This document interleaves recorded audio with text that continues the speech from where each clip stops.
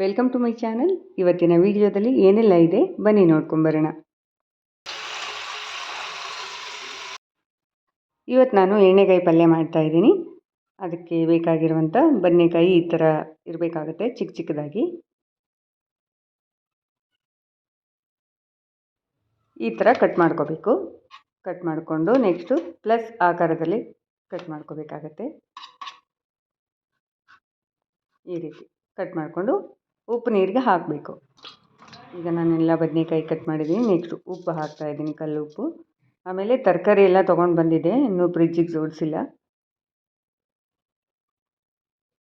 Next ingredients ಬಂದು ಇದಕ್ಕೆ ಹುಣಸೆ ಹಣ್ಣು ಬೇಕಾಗುತ್ತೆ. ಟೊಮೊಟೊ ಏನು ಅವಶ್ಯಕತೆ ಇಲ್ಲ. ನೆಕ್ಸ್ಟು ಒಣ ಕೊಬ್ಬರಿನೇ ಆಗಬೇಕು, ಆವಾಗ ಟೇಸ್ಟು ತುಂಬ ಚೆನ್ನಾಗಿರುತ್ತೆ. ಹಸಿಕಾಯಿ ತುರಿ, ಹಸಿ ಕೊಬ್ಬರಿ ಎಲ್ಲ ಹಾಕಬಾರ್ದು. ಈಗ ನೆಕ್ಸ್ಟು ಶೇಂಗಾ ಕೂಡ ಬೇಕಾಗುತ್ತೆ. ಅದಾದಮೇಲೆ ಎಳ್ಳು, ಎಲ್ಲವನ್ನು ಡ್ರೈ ರೋಸ್ಟ್ ಮಾಡ್ಕೋಬೇಕು. ಎಣ್ಣೆ ಹಾಕೋ ಅವಶ್ಯಕತೆ ಏನಿಲ್ಲ. ಶೇಂಗಾದಲ್ಲಿ, ಎಳ್ಳಲ್ಲಿ, ಕೊಬ್ಬರಿಲಿ ಎಲ್ಲದರಲ್ಲಿ ಎಣ್ಣೆ ಇರುತ್ತಲ್ವ, ಹಾಗಾಗಿ ಡ್ರೈ ರೋಸ್ಟ್ ಮಾಡ್ಕೋಬೇಕು.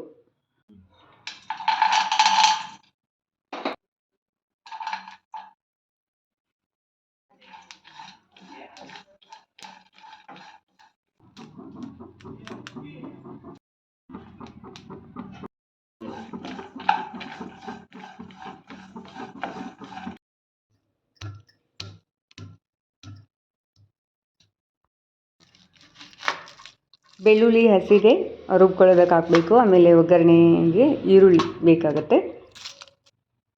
ಎಲ್ಲವನ್ನು ಸಪ್ರೇಟಾಗಾದರೂ ನೀವು ರೋಸ್ಟ್ ಮಾಡ್ಬೋದು, ಅಥವಾ ಒಟ್ಟಿಗೆನಾದರೂ ಡ್ರೈ ರೋಸ್ಟ್ ಮಾಡ್ಬೋದು. ಚೆನ್ನಾಗಿ ಗೋಲ್ಡನ್ ಬ್ರೌನ್ ಕಲರ್ ಬರಬೇಕು. ಇಲ್ಲಿ ತೋರಿಸ್ತಾ ಇದ್ದೀನಿ ನೋಡಿ, ಈ ರೀತಿ ರೋಸ್ಟನ್ನು ಮಾಡ್ಕೋಬೇಕಾಗತ್ತೆ ಸಣ್ಣ ಉರಿಯಲ್ಲಿ, ಆಗ ಟೇಸ್ಟ್ ಚೆನ್ನಾಗಿರುತ್ತೆ.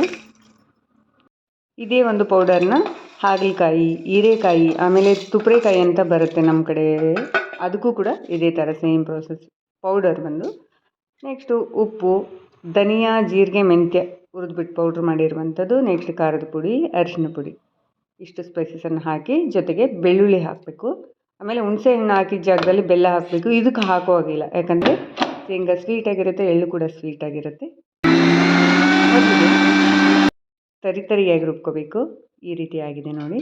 ಇವಾಗ ಹುಣಸೆ ಹುಳಿ ಸೇರಿಸ್ಬಿಟ್ಟು ಒಂದು ಪೇಸ್ಟ್ ಥರ ಮಾಡ್ಕೋಬೇಕು ಗಟ್ಟಿಯಾಗಿ.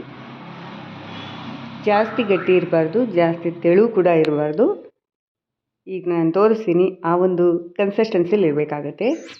ಬದನೆಕಾಯಿ ಒಳಗಡೆ ಫಿಲ್ ಮಾಡೋದಕ್ಕೆ ಬರಬೇಕು. ಈ ರೀತಿ ಪೇಸ್ಟ್ ಹಾಕಬೇಕು. ಈಗ ನಾವು ಪ್ಲಸ್ ಆಕಾರದಲ್ಲಿ ಕಟ್ ಮಾಡ್ಕೊಂಡಿದ್ದೀವಲ್ವ, ಬದನೆಕಾಯಿ ಒಳಗಡೆ ಫಿಲ್ ಮಾಡೋಣ. ಯಾವ ರೀತಿ ಅಂದರೆ ನೋಡಿ, ಈ ಥರ ಸ್ಪೂನಲ್ಲಿ ಅಥವಾ ಕೈಯಲ್ಲಿ ಕೂಡ ಫಿಲ್ ಮಾಡ್ಬೋದು, ಏನು ತೊಂದರೆ ಇಲ್ಲ. ಈ ಒಂದು ವಿಡಿಯೋ ಮತ್ತೆ ನಾನು ಏನಕ್ಕೆ ಮಾಡಿದೆ ಅಂತಂದರೆ, ಈ ಒಂದು ವಿಡಿಯೋಗೆ ಸ್ಟ್ರೈಕ್ ಕೊಟ್ಬಿಟ್ಟಿದ್ದಾರೆ. ಅಂದರೆ ಒಂದು ಮ್ಯೂಸಿಕ್ ಯೂಸ್ ಮಾಡ್ಕೊಂಡಿದ್ದೆ ನಾನು ಹಳೇ ವಿಡಿಯೋದಲ್ಲಿ. ಆಲ್ರೆಡಿ ಅಪ್ಲೋಡ್ ಮಾಡಿದ್ದೀನಿ ಎಣ್ಣೆಗಾಯಿ ಪಲ್ಯ ಮಾಡೋದನ್ನು, ಅದಕ್ಕೆ ಸ್ಟ್ರೈಕ್ ಬಂದಿದೆ. ಹಾಗಾಗಿ ಮತ್ತೊಮ್ಮೆ ನಾನು ವಿಡಿಯೋ ಮಾಡ್ತಾಯಿದ್ದೀನಿ. ಈಗ ಎಲ್ಲ ಬದನೆಕಾಯಿ ಕೂಡ ಫಿಲ್ ಮಾಡ್ಕೊಂಡಿದ್ದಾಯಿತು. ಈಗ ಒಗ್ಗರಣೆ ಮಾಡೋಣ. ಅದಕ್ಕೆ ಎಣ್ಣೆ ತೊಗೊಂಡಿದ್ದೀನಿ, ಒಂದು ಬಾಣಲೆ ತೊಗೊಂಡಿದ್ದೀನಿ. ಸಿಂಪಲ್ ಒಗ್ಗರಣೆ, ನಾರ್ಮಲ್ ಬೇಸಿಕ್. ಎಣ್ಣೆಗಾಯಿ ಪಲ್ಯ ಅಲ್ವಾ, ಹಾಗಾಗಿ ಸ್ವಲ್ಪ ಎಣ್ಣೆ ಕ್ವಾಂಟಿಟಿ ಜಾಸ್ತಿ ಇರಲಿ. 3 ಟೇಬಲ್ ಸ್ಪೂನ್ ಹಾಕಿದ್ದೀನಿ ನಾನು, ಒಂದು ಅರ್ಧ kg ಬದನೆಕಾಯಿಗೆ.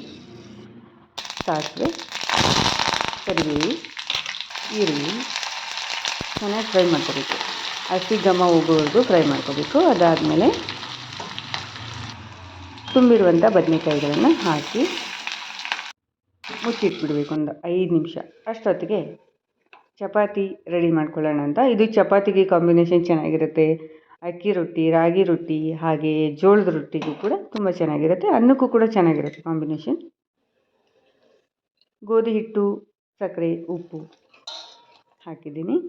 ನಾನು 4 ಚಪಾತಿ ಮಾಡ್ತಾಯಿದ್ದೀನಿ ಅಷ್ಟೇ ಒನ್ ಟೈಮ್ಗೆ. ಚಪಾತಿ ಹಿಟ್ಟು ಕೂಡ ಕಲಸಿದ್ದಾಯಿತು. ಈಗ ಇದೊಂದು 5 ನಿಮಿಷ ಪಕ್ಕಕ್ಕೆ ಎತ್ತಿಟ್ಬಿಡೋಣ. ಈಗ ಬದನೆಕಾಯಿ ಯಾವ ಥರ ಬೆಂದಿದೆ ಬನ್ನಿ ನೋಡೋಣ. ಮಧ್ಯೆ ಮಧ್ಯೆ ತಿರುಗಿಸ್ತಾ ಇರಬೇಕು, ಇಲ್ಲಾಂದರೆ ಸೀದೋಗುತ್ತೆ. ನೋಡಿ, ಚೆನ್ನಾಗಿ ಬೆಂದಿದೆ. ಈಗ ಉಳಿದಿರುವಂಥ ಮಸಾಲೆಗೆ ಸ್ವಲ್ಪ ನೀರು ಸೇರಿಸಿ ಕನ್ಸಿಸ್ಟೆನ್ಸಿನ ಅಡ್ಜಸ್ಟ್ ಮಾಡ್ಕೋಬೇಕು. ಇನ್ನೊಂದು 5 ನಿಮಿಷ ಕುದ್ರೆ ಎಣ್ಣೆಗಾಯಿ ಪಲ್ಯ ರೆಡಿಯಾಗಿ ಹೋಗುತ್ತೆ. ಇಷ್ಟೇ ನೋಡಿ, ಸಿಂಪಲ್. ಆಮೇಲೆ ನಾನು ಧನಿಯಾ, ಮೆಂತ್ಯ, ಜೀರಿಗೆ, ಕಾಳುಮೆಣಸುದು ಪೌಡ್ರ್ ಮಾಡಿ ಇಟ್ಕೊಂಡಿದ್ದೆ. ನೀವು ಆ ಥರ ಇಲ್ಲ, ಪೌಡ್ರ್ ಇಲ್ಲ ಅಂದಾಗ ಡೈರೆಕ್ಟಾಗಿ ಧನಿಯಾ, ಜೀರಿಗೆ ಕೂಡ ಆ್ಯಡ್ ಮಾಡ್ಕೋಬೋದು. ಕಾಳುಮೆಣಸು ಕೂಡ ಸ್ವಲ್ಪ ಮೆಂತ್ಯ ಘಮಕ್ಕೆ ಚೆನ್ನಾಗಿರುತ್ತೆ. ಅಷ್ಟನ್ನು ನಾನು ಪೌಡ್ರ್ ಮಾಡಿ ಇಟ್ಕೊಂಡಿದ್ದೀನಿ. ಸದ್ಯಕ್ಕೆ ಪೌಡ್ರ್ ಇದೆ, ಅದು ಖಾಲಿ ಆದಾಗ ನೆಕ್ಸ್ಟ್ ಮಾಡಬೇಕಾದ್ರೆ ನಾನು ವೀಡಿಯೋ ಮಾಡ್ತೀನಿ, ನಿಮಗೂ ಕೂಡ ಹೆಲ್ಪ್ ಆಗುತ್ತೆ. ಹಾಗೆ ನೋಡಿ, ಇನ್ಮೇಲಂತೂ ಯಾವ ಒಂದು ಮ್ಯೂಸಿಕ್ಕನ್ನು ಕೂಡ ನಾನು ಆ್ಯಡ್ ಮಾಡ್ಕೊಳ್ಳಲ್ಲ. ಯಾಕಂದರೆ ಆವಾಗ ರೂಲ್ಸ್ಗಳು ಚೇಂಜ್ ಆಗ್ತಾ ಇರುತ್ತೆ. ಆವಾಗ ಯಾವುದೂ ಇರಲಿಲ್ಲ. ಈಗಿದ್ದರೆ ವೀಡಿಯೋಗಳನ್ನು ಫಿಲ್ಟರ್ ಮಾಡಿ ಅದರಲ್ಲಿ ಏನು ತಪ್ಪು ಕಂಡುಹಿಡಿಯೋಣ ಅಂತ ಇದೇ ರೀತಿ ಮಾಡ್ತಾ ಇರ್ತಾರೆ. ಏನೇನೋ ರೂಲ್ಸ್ಗಳು ಬರ್ತಾ ಇರ್ತವೆ. ಯೂಟ್ಯೂಬ್ ಅನ್ನೋದು ಅಷ್ಟೊಂದು ಸುಲಭ ಅಲ್ಲ. ವ್ಯೂಸ್ ಕೂಡ ತುಂಬ ಕಡಿಮೆ ಇದೆ, ನೋಡ್ತಾ ಇರ್ಬೋದು ನೀವು. ಬರೀ 300-400 ಇದೆ.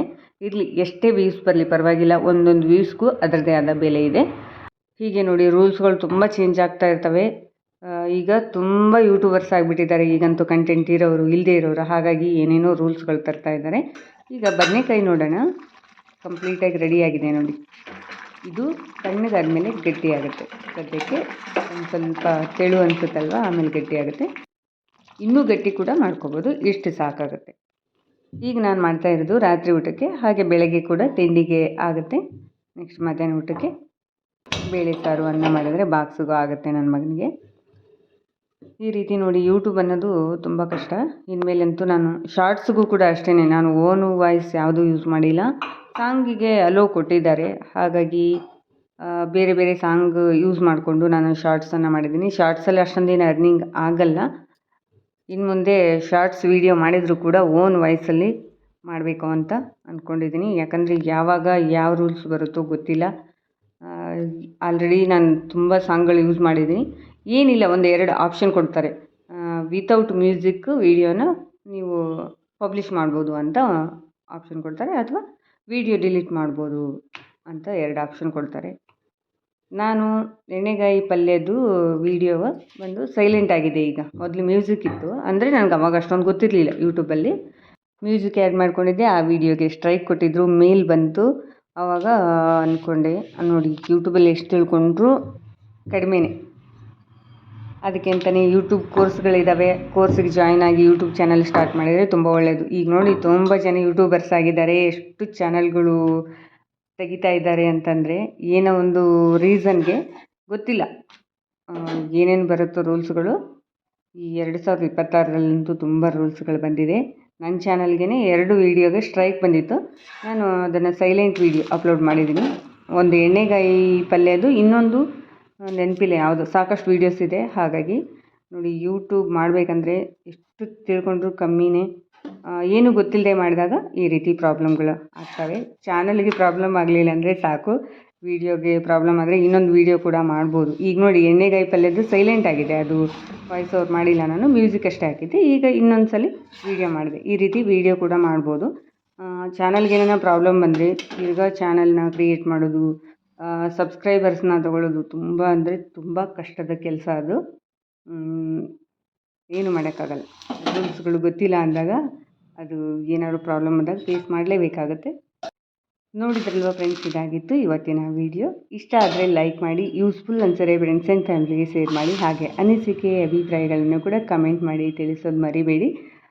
ಹಾಗೆ ಈಗ ನಾನು ಇನ್ಮೇಲಿಂದ ನಂಬರ್ ಕೂಡ ಕೊಡಲ್ಲ, ಯಾಕಂದರೆ ರೂಲ್ಸ್ ಯಾವಾಗ ಬರುತ್ತೋ ಗೊತ್ತಿಲ್ಲ. ಟೈಲರಿಂಗ್ ಕಲಿಬೇಕಂದ್ರೆ ನಾನು ನಂಬರ್ ಹೇಳ್ತೀನಿ, ನೀವು ನೋಟ್ ಮಾಡ್ಕೊಳ್ಳಿ. 9964094649 ಈ ನಂಬರ್ಗೆ ವಾಟ್ಸಪ್ ಮಾಡಿದರೆ ಟೈಲರಿಂಗ್ ಬಗ್ಗೆ ಮಾಹಿತಿನ ನಾನು ಕೊಡ್ತೀನಿ. ಹಾಗೆ ಟೈಲರಿಂಗ್ ಕಲಿಬೇಕಂದ್ರೂ ಕೂಡ ಮಾಹಿತಿ ಕೊಡ್ತೀನಿ. ಇನ್ಮೇಲಿಂದ ಯಾವ ನಂಬರ್ ಹಾಕಲ್ಲ, ಆಮೇಲೆ ಯಾವ ಮ್ಯೂಸಿಕ್ಕು ಆ್ಯಡ್ ಮಾಡ್ಕೊಳ್ಳಲ್ಲ. ಯಾಕಂದರೆ ವೀಡಿಯೋ ಮಾಡ್ಬೋದು, ಚಾನಲ್ ಹೋದರೆ ಕ್ರಿಯೇಟ್ ಮಾಡೋದು ತುಂಬ ಕಷ್ಟ. ಹಾಗಾಗಿ ಇರೋ ಚಾನಲ್ನ ಕಾಪಾಡ್ಕೊಳ್ಳೋಣ ಅಂತ. ಯಾಕಂದರೆ ಈ ಒಂದು ಸ್ಟೇಜಿಗೆ ತೊಗೊಂಬರೋದಿದೆಯಲ್ಲ, ತುಂಬ ಅಂದರೆ ತುಂಬ ಕಷ್ಟ. ಯಾರೆಲ್ಲ ಯೂಟ್ಯೂಬರ್ಸ್ ಇರ್ತಾರೆ ಅವ್ರಿಗೆ ಗೊತ್ತಿರುತ್ತೆ ಎಷ್ಟೆಲ್ಲ ಸರ್ಕಸ್ ಮಾಡಿರ್ತೀವಿ ಅಂತ. ನನ್ನ ತಮ್ಮ ಕೂಡ ತುಂಬ ಹೆಲ್ಪ್ ಮಾಡಿದ್ದಾನೆ. ನನಗೇನು ಗೊತ್ತಿಲ್ಲ ಅಂದರೆ ನನ್ನ ತಮ್ಮನ ಕೇಳ್ತಿದ್ದೆ, ಅವನಿಗೆ ಗೊತ್ತಿಲ್ಲ ಅಂದರೆ ತಿಳ್ಕೊಂಡ್ಬಿಟ್ಟು ಹೇಳಿ ಹೆಲ್ಪ್ ಮಾಡಿದ್ದಾನೆ. ಇವತ್ತು ನಾನು ಎಣ್ಣೆಗಾಯಿ ಪಲ್ಯದ ವೀಡಿಯೋ ಮಾಡೋದಕ್ಕೆ ನನ್ನ ಮಗನೂ ಕೂಡ ಕಾರಣ. ಅವನೇ ಮುಕ್ಕಾಲು ಭಾಗ ವೀಡಿಯೋ ಮಾಡಿದ್ದು. ಅವನಿಗೆ ಒಂದು 3 ಆಪ್ಷನ್ ಕೊಟ್ಟಿದ್ದೆ ನಾನು: ಚಪಾತಿ, ಹೀರೆಕಾಯಿ ಪಲ್ಯ, ಚಪಾತಿ, ಕೋಸುಗಡ್ಡೆ ಪಲ್ಯ, ಚಪಾತಿ, ಬದನೆಕಾಯಿ ಪಲ್ಯ ಅಂತ ಹೇಳಿದೆ. ಬದನೆಕಾಯಿ ಪಲ್ಯನೇ ಮಾಡು, ಈ ರೀತಿ ಮಾಡು ಅಂತ ಹೇಳ್ದೆ. ಅದಕ್ಕೋಸ್ಕರ ಮಾಡಿದ್ದೆ. ಸಿಗೋಣ ನೆಕ್ಸ್ಟ್ ವೀಡಿಯೋದಲ್ಲಿ. ನಮಸ್ಕಾರ.